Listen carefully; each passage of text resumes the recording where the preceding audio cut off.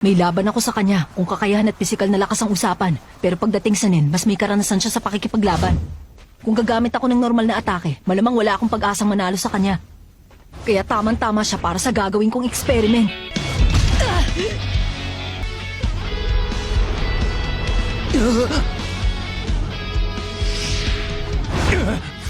Mali!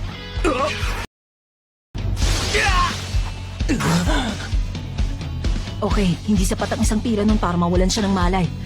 Ngayon naman, experiment number 2. Ano? Isang yoyo?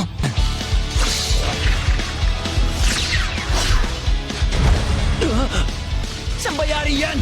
Gawa ito sa isang super alloy. Mga 50 kilos din ang bigat nito kaya pag tinamaan ka siguradong bubukol! Wisit! Oh! Huli ka!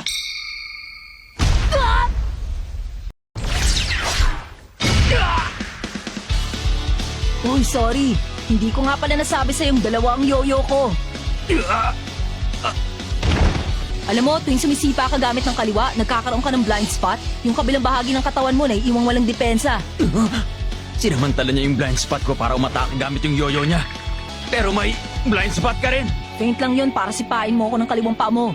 Hindi ako makapaniwala na sa loob na maiksing panahong yon, nakapaglatag ka na ng patibong para sa akin.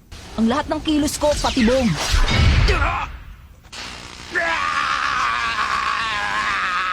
Tapos na ang experiment. Tagumpay pareho. 距離